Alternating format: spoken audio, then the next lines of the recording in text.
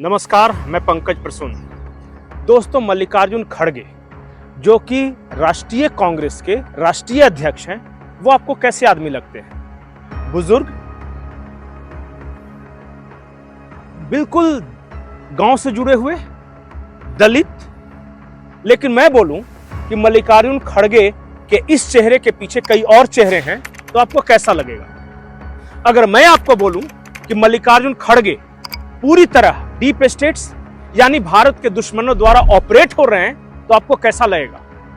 आप बोलिएगा कि कैसा आदमी है, किस तरह की बातें कर रहा है, इतना बुजुर्ग नेता, इतना पुराना नेता, वो विदेशी एजेंटों के हाथों कैसे ऑपरेट हो सकता है?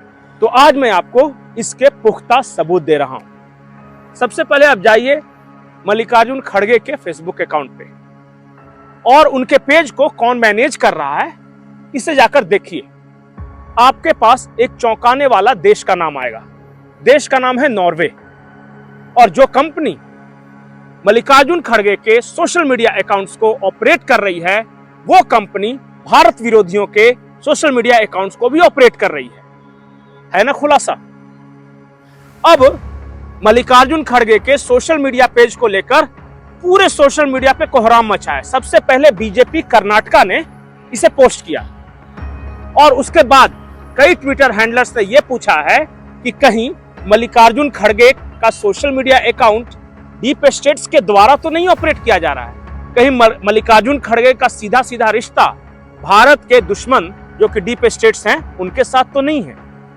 कहानी सिर्फ यहीं पे खत्म नहीं होती। इसी तरह के आरोप राहुल गांधी पे भी कई बार लग चुके हैं और आम आदमी पार्टी पर भी। 2011-12 की बात है। आम आदमी पार्टी उस वक्त बिल्कुल उफान पे थी, आंदोलन से नई निकली थी।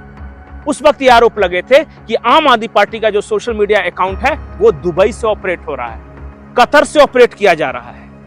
उस हंगामे के बाद आम आदमी पार्टी थोड़ी संभली और उसके बाद फिर देखिए उन्होंने अपने आप में परिवर्तन किया। राहुल गांधी पे आरोप आप जानते ही हैं, कैसे डीप स्टेट्स के इशारे पर काम करने के आरोप लगे हैं। लेकिन आज बात मल्लिकार्जुन खड़गे की हो रही है और मल्लिकार्जुन खड़गे की कहानी यही नहीं है।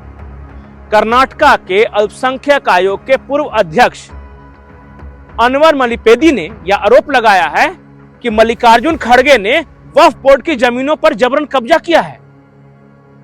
वक्फ बोर्ड की जमीनें यानी अल्लाह की जमीनें, मुसलमान की जमीनें, उस पे कांग्रेस का नेता अगर कब्जा कर रहा है तो फिर इस पे क्या सवाल हो सकता है? और ये आरोप मेरे नहीं है, ये कर्नाटका के अल्पसंख्यक आयोग के पूर्व अध्यक्ष के आरोप हैं।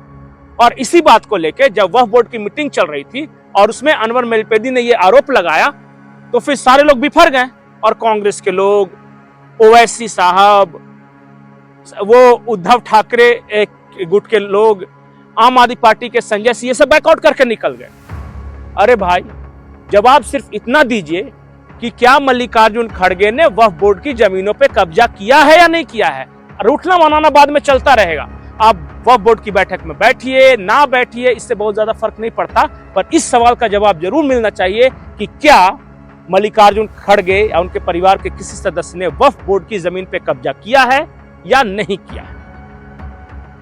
मल्लिकार्जुन खड़गे का परिवार की जब मैं बात कर रहा हूं तो आप जरा याद कीजिए मल्लिकार्जुन खड़गे के बेटे प्रियांक खड़गे को। उन्होंने तो कहा था कि कर्नाटका को एक अलग देश ही बना देना चाहिए क्योंकि हम ज्यादा टैक्स भरते हैं, हम ज्यादा रेवेन्यू देते हैं। उसके बाद उन्होंने दक्षिण भारत को एक अलग देश बनाने की बात कही थी, union of south India, United states of south India, इस तरह की वो बातें कर रहे थे क्योंकि कर्नाटका या बेंगलुरु शहर टैक्स ज्यादा भरता है, इसलिए उन्हें इस देश से अलग हो जाना चाहिए। इस तरह की ज़हन है और यही ज़हनियत राहुल गांधी कई बार प्रदर्शित कर चुके हैं। उन्होंने भारत को कभी भारत नहीं मारा बल्कि यूनियन ऑफ स्टेट्स बोलते हैं। उन्होंने दक्षिण भारत की तुलना उत्तर भारत से करते हुए दक्षिण भारत को बेहतर बताया। उन्होंने उत्तर प्रदेश की राजनीति को कोलाहलपूर्ण बताया और केरल के वायनाड की राजनीति को बेहतर बताया।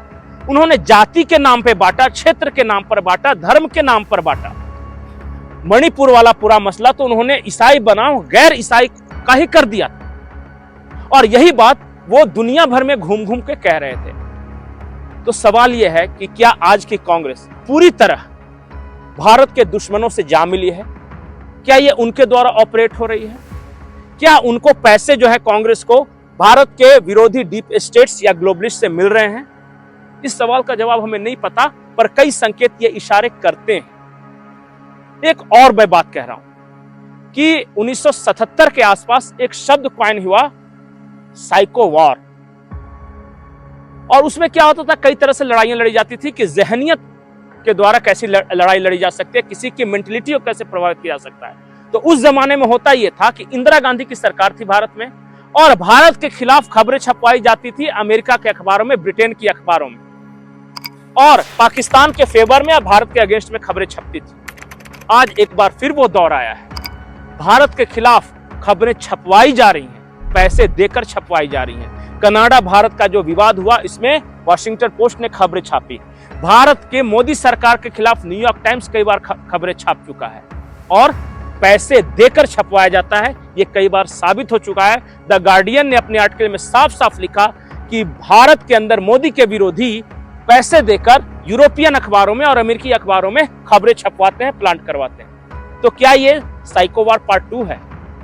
जवाब आपको देना है, कमेंट सेक्शन में जरूर दें। नमस्कार।